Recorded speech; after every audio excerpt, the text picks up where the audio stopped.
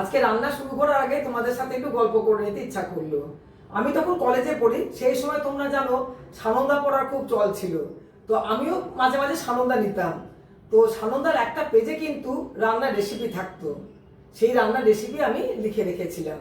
আর এখন তো আমরা সবাই রেস্তোরাঁতে খেতে পারলে আর কিছু চাই না, কিন্তু তখনকার দিনে দেখো মা যা রান্না করতো, মা মাসি পিসি যা রান্না করতো, সেগুলোই আমরা অমৃতভাবে খেয়ে নিতাম।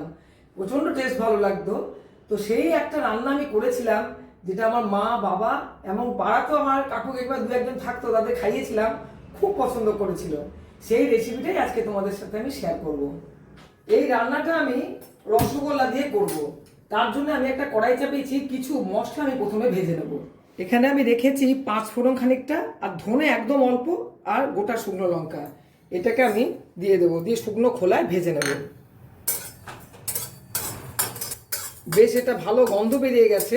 এবারে গ্যাসটাকে অফ করে দেবো, দিয়ে একটা প্লেটে ঢেলে নেবো এটাকে।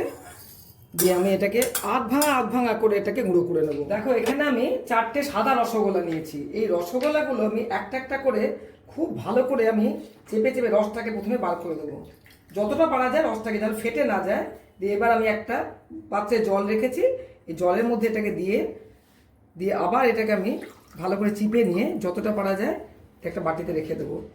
আবার এইগুলোকে সবগুলোকে আমি এভাবে রস চিপে চিপে বাটির মধ্যে নিয়ে নেব, জলের মধ্যে দিয়ে এটাকে আবার আমি নিয়ে আমি একটা বাটির মধ্যে করে দেবো।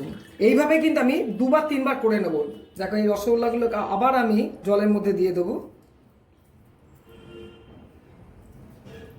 দিয়ে ভালো করে আবার আমি রস মানে জলটাকে চিপে নেব, যাতে ভেতরে রসটা পুরোপুরি বেরিয়ে যায়। এইভাবে কিন্তু আমি আরও একবার করে নেব। এই রান্নাটা কিন্তু সাদা তেলে করতে হবে। একটা কড়াই চাপিয়েছি, একদম অল্প একটুখানি সাদা তেল দিয়ে দিলাম। দেখো আমি সুন্দরী রসগোল্লা রান্না করছি, তার জন্য আমার একটু জিনিসগুলোকে সুন্দর করে দিতে হবে। তাই জন্য দেখো আমি একটা গোটা শুকনো লঙ্কা একটু ডিজাইন করে কেটে দিয়েছি, আর একটুখানি 5 ফোড়ন রেখেছি। এটাকে আমি ওই তেলের মধ্যে দিয়ে দেবো, একটু গন্ধ বেরো। দেখো মশলা থেকে বেশ ভালো গন্ধ বেরিয়ে গেছে। এবারে এখানে আমি তেঁতুল গুলে রেখেছি, তেঁতুলটা কিন্তু একটু বেশি লাগবে। ওই তেঁতুলটাকে আমি এর মধ্যে দিয়ে দেবো। নিচে আর ময়লাটাকে আমি দেবো না, দিয়ে এটাকে আমি একটু ভালো করে মিশিয়ে নেবো। আর একটুখানি আমি জল দেবো, খুব বেশি জল লাগবে না। দিয়ে এর মধ্যে আমি চিনি দেবো আন্দাজ মতন, 2 চামচ চিনি দিলাম, আর অল্প একটুখানি নুন দেবো। দিয়ে জলটা ভালো করে ফুটে উঠবে। দেখো জলটা বেশ টকবক করে ফুটছে। তোমরা জানো রসগোল্লা যদি আমি বেশিক্ষণ ফুটিয়ে দিই তাহলে কিন্তু রসগোল্লাটা শক্ত হয়ে যাবে। এই অবস্থায় আমি রসগোল্লাগুলো আস্তে আস্তে করে দিবে। গ্যাসটা কিন্তু আমার একদম কমানো আছে। আর এই রান্নায় কিন্তু হলুদ পড়বে না। একটু ফুটুক, ওই তেঁতুলের রসটা যাতে ভেতরে ঢুকে যায়। দেখো রসগোল্লা আমি চিপে দিয়েছিলাম, আবার সে নিজের রূপ ধারণ করে নিয়েছে। আর বেশি কিন্তু আমি এটাকে শুকাবো না।